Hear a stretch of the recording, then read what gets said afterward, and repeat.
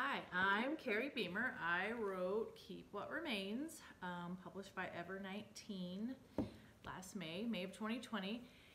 And my writing journey before I started WriteMentor really started with this book. I have an IT degree, I work in IT, but I've always wanted to be a writer because I love to read. Like, reading is like my passion. And so before WriteMentor, I just thought I'm gonna write a book and then I'll just go from there. So I wrote the book. It took me about a year because my job, my kids, my life. And then after I wrote the book, it was like, now what do I do? Well, okay, I guess I need to get an agent, right? So I had read up on that.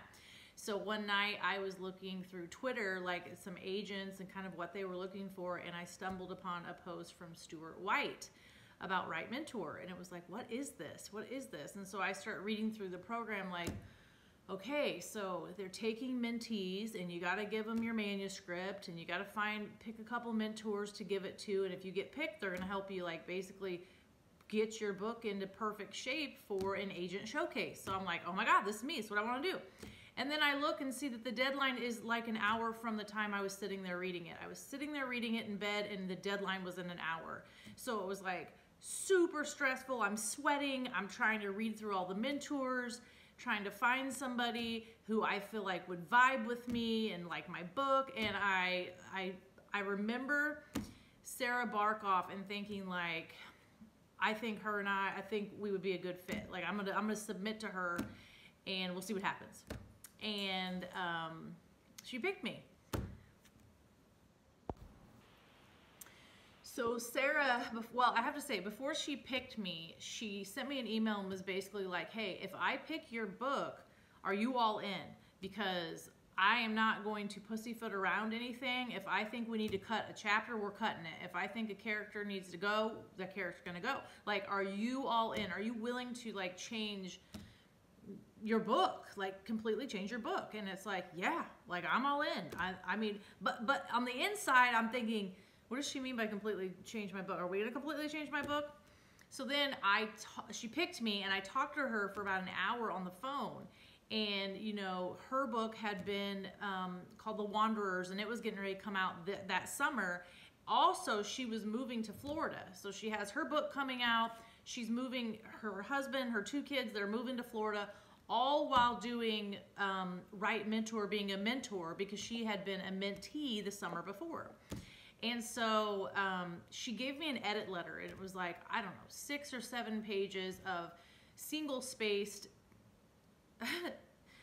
critique and advice. I literally read that letter and had to I took like a 4-mile walk, just like, oh my gosh, like there is so much to unpack here. Like, my sentence structure's all jacked up. I'm using, like, in my dialogue, I'm saying things like, I should not, or I could not. And she's like, people don't talk that way. They say couldn't, shouldn't. Like, you really need to be paying attention to this or that. And it was a lot. And I was like, this is for real. We're all in. Like, this is for real.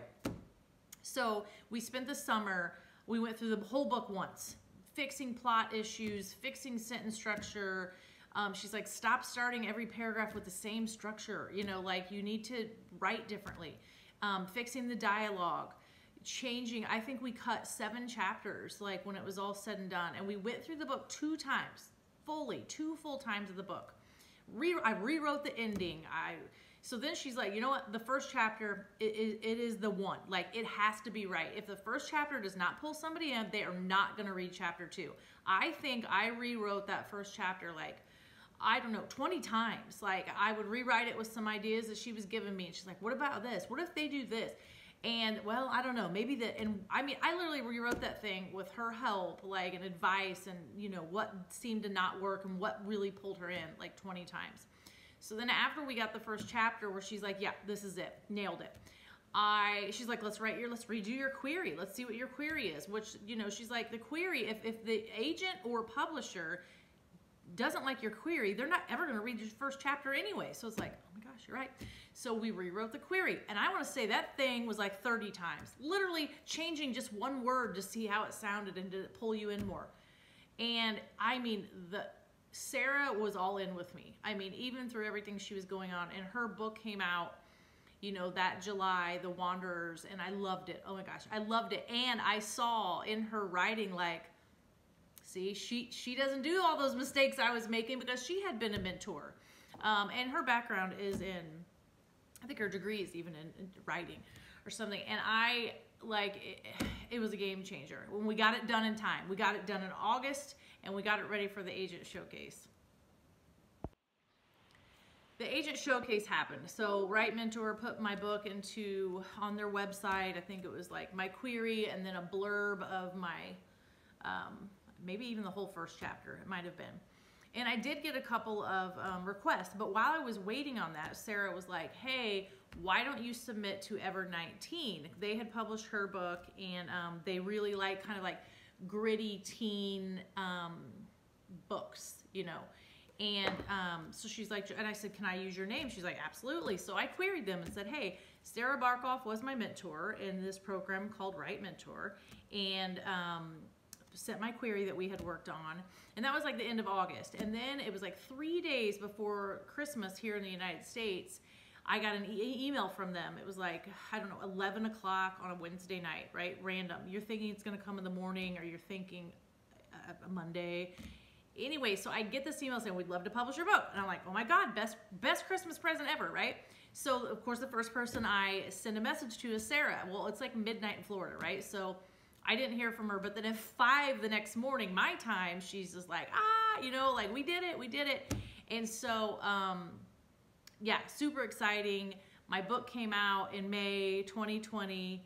And just to get my cover was so exciting. And the edit process with Ever 19 was very quick and very smooth because Sarah and I had like cleaned the crap out of my book and had gone over it so many times that it was very quick and easy process getting my book published with them. The book is a young adult contemporary, but fun fact, it's set in 1985 and is also considered historical fiction. So if that doesn't make me feel super old, I don't know what does, because yes, I grew up in the 80s.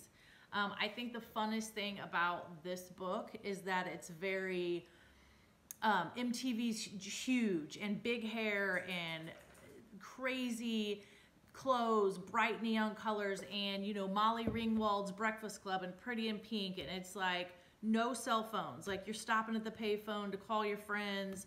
You know, if your sister's on the phone and you don't have call waiting, you're certainly not talking to your boyfriend. You're writing notes, you're passing notes at school. So it's like that 80s vibe of life was so different and just so awesome. And the book is about a girl named Megan Shine, and her dad is raising her, and she's living at home with him, and he works all the time, and she has a sister and a brother, but he's super strict. So like, he's not home because he's working to keep his family together, but he's super strict and super on top of his kids because he just wants the best for them. And Megan is pretty straight-laced, but she has this best friend, Tessa. Listen, we all have a friend like Tessa. You grow up with that friend who, like, you love the same things, but you're complete opposites. Like, one of you is kind of wild and crazy, and the other one's kind of trying to reel you in. That is Megan and Tessa. And Tessa doesn't care about consequences. She's just like, we're going to sneak out. We're going to do it. Who cares? Whereas Megan's like, we're going to get killed. We're going to be grounded. We're going to be in trouble. We're not get our homework done. So Megan kind of starts to, you know, to get away from her craziness of babysitting and stuff at home. She kind of gives in to Tessa. And Tessa meets a whole new group of friends, and they're kind of rough friends. They're not the friends that they're used to having. They're not the kids that they grew up with. It's a whole different crowd. And Megan falls in love with a boy named Jason. And, you know, it's that first love. You're just like head over heels. You're in class and your brain is fogged because you're replaying the kiss over and over from the night before. Like, it's just that love. And Megan starts to lie to her family and hide things from her dad, and she just falls totally in.